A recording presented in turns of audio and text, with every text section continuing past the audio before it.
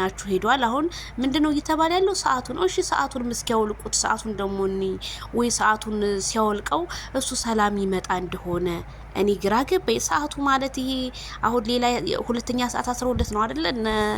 ሩታ እስኪ ሰዓቱን ደግሞ አውልቀውና መፍትሄ በቃ እነቡዚ አውልቁለትና መፍትሄ ይገኝ። ዜድዬ ድምጹኝ እኔ ከዚህ በላይ እንዴት አባቴ ድምጽ ልሆን?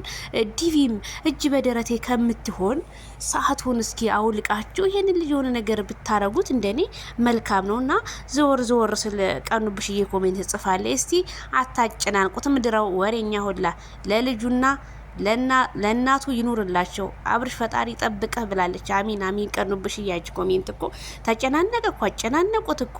ሄርሚዬ ከረሚላ ግን እኔ ያሳዘነች ስነ ስርዓቷ እጅ በደረቴ እኮ ናት። ጧት ማታ በቃ ያለ ነገር ካለ ደውሉልኝ እመጣለሁኝ አለያ በቃ ጧት ምናምን ብላ ሄድች ወደ ቤቷ ማለት ነው። ምክንያቱም አንዳንዴ አያስችልም እኮ አያስችልም፣ በጣም አያስችልም። እና ይሄንን ያህል አብርሃም እንደዚህ እስከ መቼ ነው? እስከ መቼ በቃ እስከ መቼ ነው ህዝቡ እንደዚህ እየተጨናነቀ እንደዚህ እስከ መቼ ነው? ቡዜ ደግሞ ይሻለውና ምርጫውን ይመርጣል ትላለች እንዴ? ትዳር በምርጫ ነው እንዴ? በምርጫ ነው እንዴ? ምክንያቱም ሩታ አትሆነኝም ብሎ ሄርሜላ መርጦ ሄርሜላ አርግዛለች አይደል እንዴ? እኔ ያልገባኝ ነገር አለ እንዴ ማለት ይሄው ሆዷ አሁን ህዝቡ ሆዷ ወጥቷል ሄርሜላ ምናምን እያሉ ነው። ወጣ ብሎ እኔ ቦርጭ አይደለም መቼም እርጉዝና ነው የምለውና በጣም በቃ እንዴት ነው ቡዜም አንዳንዴ የምትና ቃላት የምጠሪያቸውን ጠንቀቅ እያረግሽ እንዴ የሚመርጠው ምርጫ እንዴ እዛም እየወጣና ይችል የዚች ልጅ ህይወት ሳያሳዝንም እንደ ሄርሜላም ህይወት እኮ ያሳዝናል። እንደ ሰውኛ ሴት ልጅ ናት። ሴት ልጅ ለምን ትጎዳለች? እሺ ሩታስ አልፈልግህም ብላው ነው። ይችስ ማናላት ከጎኗ እንዴ? አንዳንዴ ልናሰምርበት ይገባል። የሄርሜላ ጉዳይ ያሳስባል። ሄርሜላ እኮ አሁን ላይ ትሪት የምትደረግናት እንጂ ጭንቀት ውስጥ እኮ እሷም ገብታለች። ነገ ጧት ደግሞ እሷ እንዳትታመን ብዬ ነው የምፈራላት። እየተጨናነቀች ነው።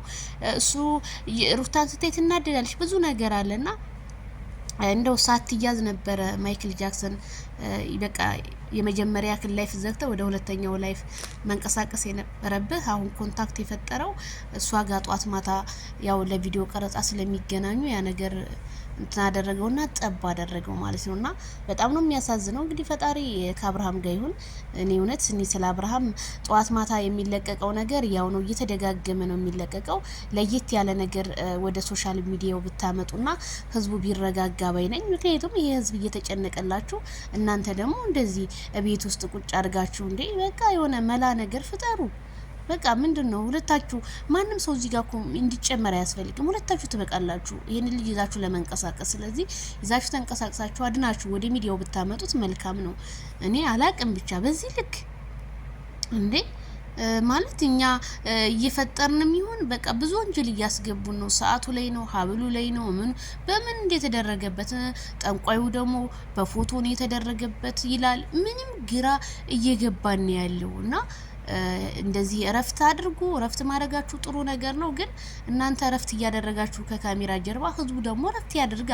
ለእናንተ እየተጨነቀ ምን አይነት ቪዲዮ ሊፖስቱ ነው፣ ምን አይነት ፎቶ ሊፖስቱ ነው፣ ምን አይነት ጥቅስ ሊፖስቱ ነው፣ በቃ እየተጨናነቀ ነው። እኔ አንዳንዴ ኦዲየንሶች በጣም ነው የሚያሳዝኑኝ። እኔ ልንከራተትላችሁ የኔ ምስኪኖች፣ እኔ ልንከራተትላችሁ እና እኔ በጣም አዝኛለሁ። እኔ ምንም አይነት እኔ እስካሁን መልስ አላገኘሁበትም። ይሄን ነገር ማለት ደውለንም መልእክት አስቀምጠንላቸው የሚናገሩ ነገር እሺ እንወስደዋለን። አንድ የተወሰደ ጸበል የለም። ለምን ጸበል ለመሄድ እንትን አስባላችሁ እጃችሁን ያዛችሁ? አይ ደግሞ እናንተ ጸበል የማትሄዱ ከሆነ ሌላ ሰው ሄዶ ያን ጸበል አንጥቶ ይሄን ልጅ ቢረጭበትና ወደ ራሱ ቢመለስ እንደኔ መልካም ነው እንዴ። እንደው እውነት እኔ አላቅም። ፋሚሊ ጋሽዬ ለምን ዝም አሉ? ጋሽዬም እዚህ ውስጥ ነው ያልገባበትን ብለ ይሁን ያው ባለፈው ስለተቆጣቸው አብርሃም እዚህ ውስጥ በቃ መግባት አልችልም ብለ ይሁን እኔ አላቅም። ያው ምንም ቢቆጣ ይሄ ልጅ ደግሞ እንደዚህ ወርቆ ሲታይ ደግሞ ከባድ ነው። ጋሽዬ እርግጠኛ ነኝ ይሄን ቪዲዮ ይመለከታሉ። እኛም ነግረናቸዋል፣ አይቻለሁ ብለዋልና በጣም አስቸጋሪ የሆነ ነገር ነው። ብቻ እስኪ ሰላሙን ያንጣው።